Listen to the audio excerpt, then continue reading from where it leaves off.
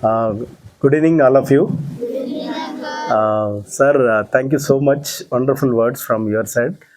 Actually, ఉపవాసానికి ఉన్నటువంటి ప్రత్యేకతలు అన్ని గ్రంథాలు ఏం చెప్తున్నాయి అనేది మసూద్ సార్ తెలియజేసిండు. దాన్ని నేను క్లుప్తంగా మీకు అర్థమని చెప్తా. అన్ని గ్రంథాలు కూడా మనకు ఈవెన్ భగవద్గీత, మనము మొన్న శివరాత్రి వెళ్ళింది, ఇంకా వేరే వేరే నోములు నోచుకొని కూడా చాలామంది ఉపవాసాలు ఉంటారు మన హిందువుల్లో.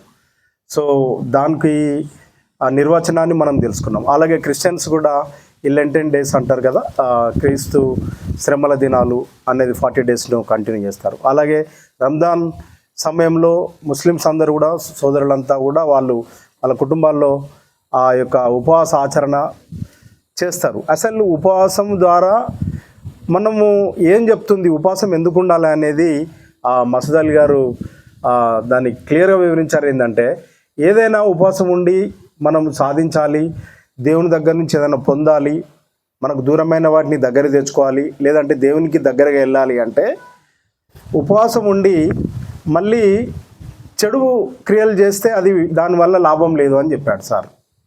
సో ఉపవాసం ఉంటే మనం పనిచేసే దగ్గర కాని నుంచి, ఒక ఆఫీస్లో పనిచేసినా మన సిబ్బందిని కూడా గద్దరించకూడదు, అరవకూడదు, వాళ్ళని ప్రేమించి ప్రేమతో పని తీసుకోవాలి, పాత స్వభావాన్ని ఏది కూడా బయటికి తీయకూడదు.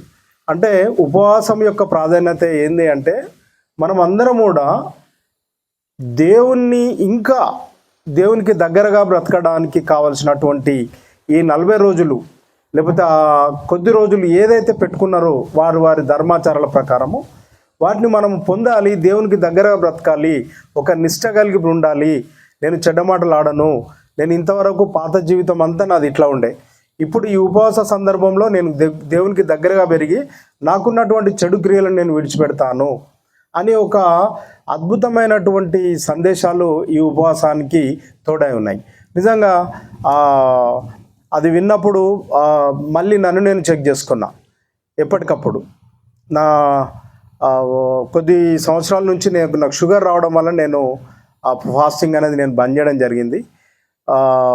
అయితే ఆ దినాలను మనం స్మరించుకుంటూ ఆ డేస్లో ఏదైతే మనము దేవుని కొరకు బ్రతుకుతామనేది చాలా ఇంపార్టెంట్. చాలామంది ఉపవాసం ఉన్నా అని ఇంత పెద్ద అరటిపండు తింటారు, ఉపవాసం ఉన్నా అని ఇంత పెద్ద జ్యూస్ తాగుతారు. అంటే రోజువారీగా తినేదానికంటే అదే ఇంకెక్కువైపోతుంది. అంటే దానివల్ల లాభం ఏంది, మనం దేవునికి ఆల్రెడీ మనము తీసుకుంటే కన్సమ్ చేస్తూనే ఉన్నాం, తింటూనే ఉన్నాం, తాగుతూనే ఉన్నాం. సో దానివల్ల ప్రతిఫలం ఉండదు అని చాలా క్లియర్గా చెప్పాడు Masood Ali sir. Thank you so much, amazing. ఇక్కడ ఇఫ్తార్ విందు ఏర్పాటు చేసి బిడ్డల కొరకు మా అందరిని కూడా ఇలాంటి మంచి విషయాలు పిల్లలకు మేము నేను నేర్చుకోవడానికి, బిడ్డలు వినడానికి, వాళ్ళు నేర్చుకోవడానికి, వాళ్ళ జీవితాలలో ఏ దేవుడైనా మన జీవితాల్లో మనకి ఇష్టమైనటువంటి దేవుళ్ళకు దగ్గరగా బ్రతకాలంటే ఈ యొక్క ఉపవాసం మనకి ఏ విధంగా ఉపయోగపడుతుంది అనే విషయాన్ని చాలా క్లియర్గా చెప్పినటువంటి మసూద్ అలీ సార్కు మనందరము చప్పట్ల ద్వారా ఆయనకు ధన్యవాదాలు తెలియజేద్దాం. Sir, thank you so much. అలాగే ఇక్కడికి వచ్చినటువంటి పెద్దలు అందరు కూడా పేరు వరుసన మీ అందరు కూడా మేము కృతజ్ఞతలు తెలియజేస్తున్నాం. అమ్మ, మసూద్ అలీ సార్ ఫ్యామిలీ, ఇంకా మా మిత్రులు కూడా 2-3 ఇక్కడికి వచ్చిండ్రు. వాళ్ళని కూడా ఈ యొక్క కార్యక్రమంలోకి ఆహ్వానిస్తూ సార్ ఈ సమయం ఇచ్చినందుకు వందనాలు sir. Thank you so much.